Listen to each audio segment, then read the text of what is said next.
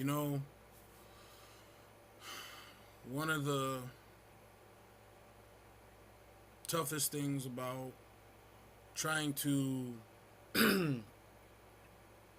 make bring forth a logical argument is the the the many voices of dissension that are ideological.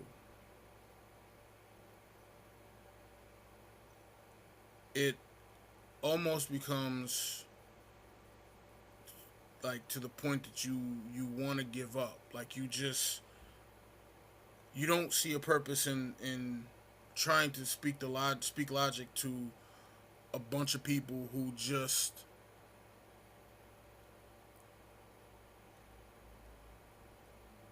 it's like they just want to do what they want to do regardless of whether or not it makes sense.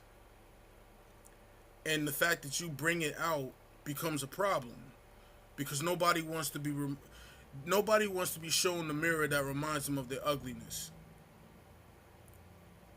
That rhyme is equivalent is from Jizza from Breaker Breaker 19.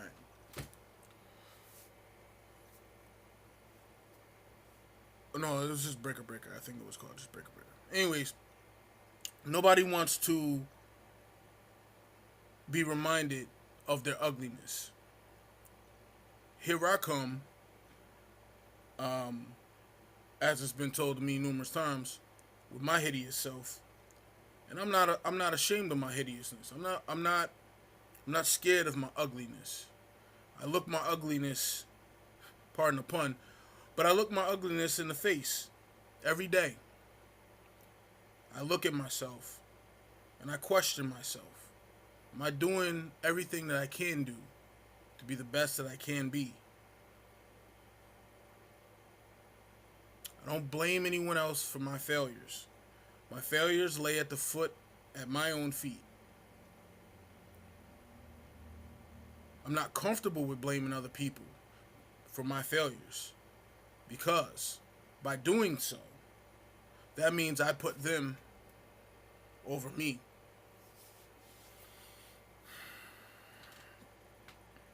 Now, I just did a video about what happened on my personal Facebook page, and then before I did that video, I was scrolling through some of the comments I got on previous videos that I did, and someone said that they agree with me about the wage gap myth, but I need to stop downing black women.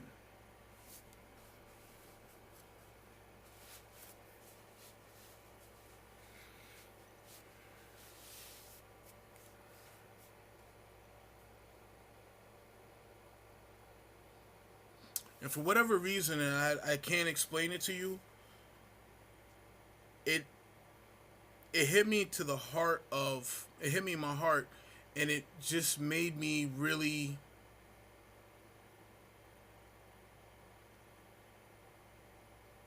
not want to talk about black females anymore because they could do no wrong.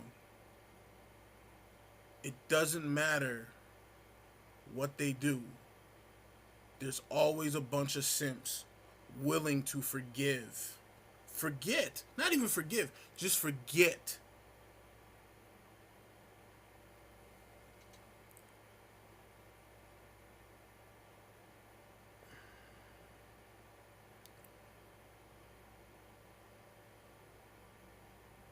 So many people who are who come against what I say want to argue what I say, not the point that I'm making. And I also made a post on my private page, and I said a couple days ago, people listen to be offended, not enlightened. And they're educated to miss the point for the offense. I later made another post and I said, if a racist person said to me, and I put in parentheses racial slur. Don't go around the corner. I guess I could just say it on my video. If a racist person said to me, nigger, don't go around the corner, there's some wild dogs, then I should be offended at the racist person for telling me, and then I stopped typing and I put dot dot dot dot, and in parentheses I put the dogs killed me. Because while I was so offended that this racist person called me a nigger, I didn't listen to his point. His point was, there's wild dogs around the corner. Don't go there. Don't go around the corner. But as I'm walking past him, I'm so offended that he said nigger that I walked to my own death.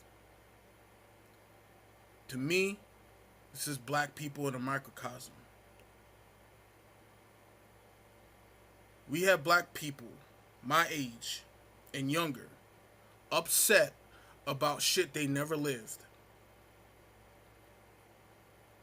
They are out here referencing things that they weren't even a thought of. You weren't in the civil rights struggle. You weren't getting sprayed with water hose and attacked by dogs and lynched, burnt, murdered. You weren't going through this. You have it considerably easier than your ancestors did 20 to 30 to 40 to 50 to 60 to 70 years ago. And instead of taking that opportunity to say, let us come together and build something for ourselves, we want to sit here and still complain about what the white man did 70 years ago. Now, I'm not saying I'm a lover. I love me some history. I love studying history because it always dictates where the future's going. And where the future's going, it's not very bright. Why? Because we have people so caught up in history, they're not seeing it repeat. See, the first time this came about, people were conscious. They knew what was going on. My ancestors that were living during the 20s, 30s, 40s, 50s, 60s, they knew what was going on. They knew what time it was. But now, there's no man in the house now. So when they're recycling their attacks, there's no man there to bring the logic. There's no man there to say, wait a minute. You're getting upset about this, but this over here is what's going on. That was the plan. I see it. And I've been trying to tell people about it since 2011, when I guess you could say I became very conspiratorial. I've been trying to tell people there's a mass conspiracy out here. They're trying to push the black woman to the white man. They're trying to push chemicals in the food. They're trying to constantly emasculate the black man, the black male image, constantly. And I'm seeing it transform right before my eyes.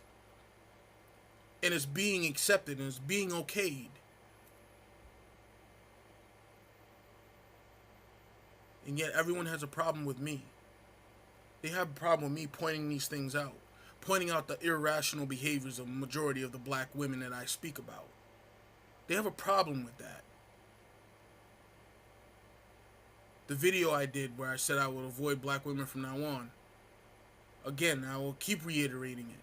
There were more people offended at the fact that I made a video about it than what the woman did to me. That's scary. And it was more men who came there to call me a bitch for talking about it than women. That in itself is scary. I don't know if my voice is making a difference in your life. It probably is not. It's probably just something you're listening to and then you probably turn it off halfway through. I'm probably wasting my time doing all these videos trying to bring forth topics of conversation that don't ever get talked about. Or if they get talked about, they get glossed over. No, I'm not as popular as Tommy Sotomayor or any other black YouTuber, Tariq Nasheed. No, I don't have that kind of clout. I have maybe 8 people who consistently watch what I do, and that's fine with me. I'd rather, I'd rather come together and meet the meeting of the minds of 8 people than having 800,000 subscribers and I, everything that I do is empty in vain. It's unfortunate that I live in a time where my train of thought makes you the villain. But I guess it is what it is. There's nothing I could do about it, and it's nothing that's gonna change these people's minds, these hood people's minds. The only thing I could do is just keep speaking and hope that someone hears and someone converts and walks away from this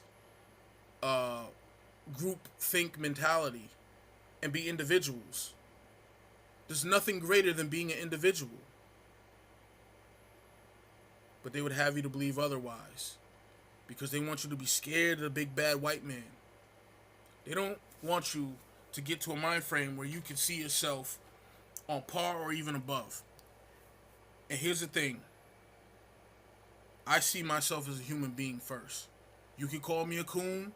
You can, because that's what the dude called me for calling out the black females' stupid statements about why they can't get $154 million. I was called a coon. Okay? So you can call me a coon because I say I'm a human first. Because at the end of the day, that's what I am first. When I was born, I was a human. It was them that put the label on me as black, African American, whatever you want to, Negro, whatever you want to call. Other people put that on me. I didn't put that on me. And I'm not going to let someone, when I get to a certain age and I can do something about it, I'm not going to let someone put a title on me that I didn't put on myself. So you remain captive in your thoughts. I won't.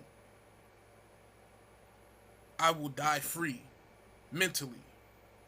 I maybe end up contained physically, but mentally, I refuse to be in a concentration camp, waiting for my imminent death. Mentally, there's nothing wrong with being different and going against the grain. But they're pushing this to make you feel like if something happens to a black person 500 miles away, it's also happening to you too. And it's not. I'm going to leave it right there. But I'm going to also leave you one last little thing to think about. For all the grief that I get about what I talk about, whether it's black women, whether it's about black issues, or whether it's about leaving the hood, I want every one of y'all who listens to the video, please comment and tell me your opinion on this. Or tell me your experiences. Out of everything in your life that you've ever done, who has been the biggest roadblock in your life? Has it been the big bad scary white man? Or has it been someone who looks just like you? I'm going to leave it at that.